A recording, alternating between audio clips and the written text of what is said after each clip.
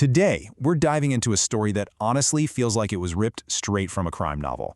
You've got a Canadian millionaire, brutally murdered, his own son gets convicted for it, and then, in a crazy twist, the whole thing gets thrown out. This is the incredible story of the Oland murder. So let's set the scene. It's July 2011. In the city of St. John, New Brunswick, a man named Richard Oland, a very prominent, very wealthy businessman, is found dead in his office. And we're not just talking about a murder. This was a scene of just unbelievable violence. So after what felt like an endless investigation, the police zero in on one single suspect. Fast forward 4 years, a jury comes back with the verdict, and it's a bombshell. Richard's only son, Dennis Oland, is found guilty. He's sentenced to life in prison. So, you'd think that's it, right? Case closed. A terrible family tragedy, but a conclusion. But what if that conclusion was built on a shaky foundation? What if the whole investigation was, well, flawed? Because, believe me, this verdict was nowhere near the end of the story. All right, Section 1, the Oland family murder and a grisly discovery. To really get how this whole case just completely fell apart, you have to go back to the beginning. We got to start right where the police did, at the crime scene. Because what they found and what they did in Richard Oland's office, well, it changes everything. You know, sometimes the horror of a crime can be summed up in just one single chilling number. For this case, that number is 45. Just think about that. 45 separate wounds. The scene itself told a story of just extreme personal rage. Richard Oland was bludgeoned to death. Those 45 wounds, they were all on his head, his neck, and his hands. The ones on his hands were defensive wounds, which tells you he fought for his life. There was blood spatter on every single wall. It had even soaked through the floorboards, and to top it all off, the murder weapon was nowhere to be found. For the investigators, this was a huge, huge challenge right from the start. And you have to understand, the victim here wasn't just some random guy. Richard Oland was part of a Canadian business dynasty. We're talking about the Oland family, the people behind Moosehead Brewery. Now, he'd had a falling out with his brother and gone his own way, building up his own fortune, to the tune of nearly 37 million Canadian dollars. So, yeah, this wasn't just any murder. This was the kind of event that sends shockwaves through the entire establishment. Okay, Section 2, the case against the son. Let's talk about the prime suspect. When you have a victim this high profile, the pressure on the police is immense. They need a suspect, and fast. And boy, did they find one. Their focus narrowed with, honestly, incredible speed onto just one person, Richard's own son, Dennis. And get this part is just wild to me.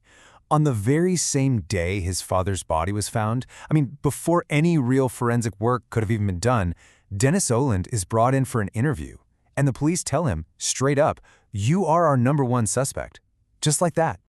So, the prosecution starts building its case, and on the surface, it looks pretty solid. It basically rests on 4 big pillars. First, opportunity. Dennis was the last known person to see his dad alive. Check. Second, what they called the lie. He told police he was wearing a navy blazer, but witnesses said, nope, it was a brown jacket. Okay.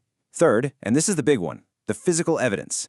On that brown jacket, they found 4 tiny, microscopic spots of his father's blood. The smoking gun, right? And finally, motive. The Crown argued that Dennis was in serious financial trouble and had a really difficult relationship with his powerful, controlling father. It all seems to add up. All right, Section 3, a contaminated crime scene. The police work was later described as comically sloppy.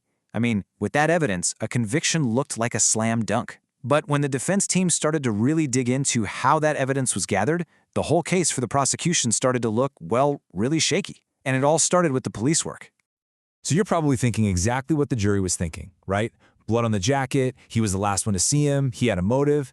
How in the world does a conviction like that get overturned? Well, the answer isn't in the evidence itself, but in how it was handled. It turns out the crime scene, which is supposed to be this pristine, sacred space in an investigation, was a total mess. We're talking police officers using the office bathroom for 2 days before it was ever forensically tested. A senior officer just walks right into the scene, no protective gear, contaminating everything. The main door they think the killer used, it was in constant use for almost a week before anyone bothered to dust it for prints. They didn't properly secure a potential backdoor exit. Even the blood spatter expert didn't show up for 4 days.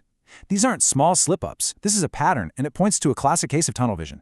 It's like they decided it was Dennis so early on, they didn't bother to conduct a proper investigation. And the media? They were absolutely brutal about it. Maclean's magazine had this quote that just says it all. "This isn't the police's finest hour. Never has the police looked so long to find so little." Wow, that's a pretty damning review of your investigation. So now we get to Section 4, the timeline twist. This really is a question of time. With all the physical evidence now tainted, the defense team needed a new strategy for the retrial, and they found one. They pivoted to something that couldn't be contaminated by sloppy police work, the simple, unchangeable facts of the timeline. So in October 2016, the conviction gets tossed out, and a new trial is ordered. And this is a huge deal. This time, it's going to be a trial by judge alone, no jury.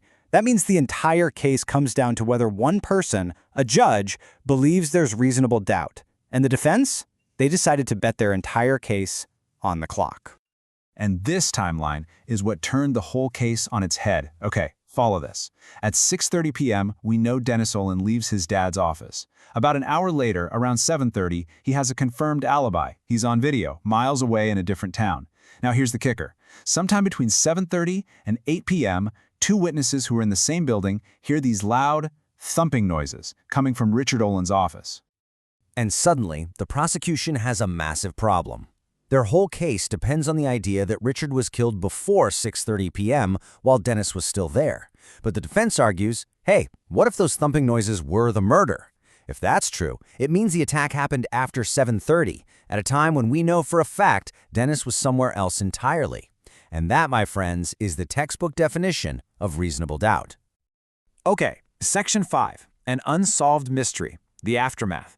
That timeline argument, it was the game changer. It proved to be absolutely decisive. So let's wrap this up by looking at the final verdict and what it all means today. So on July 19, 2019, 8 years after his father's death and after he had already spent 10 months in a maximum security prison, Dennis Oland stands in court one last time, and the judge delivers the final verdict: not guilty. I mean, just look at this journey. The murder happens in 2011, a guilty verdict in 2015, the conviction is overturned in 2016, and then finally he's found not guilty in 2019. It is an absolute legal roller coaster from start to finish. So today, Dennis Oland is a free man. As far as the law is concerned, his name is cleared. But the thing at the very center of this story, the brutal murder of his father, that's now a cold case. Officially, it's still unsolved. The legal case is closed. The court has spoken. But the real mystery is as open as it ever was. If Dennis Oland didn't do it, then who did? Who killed Richard Oland?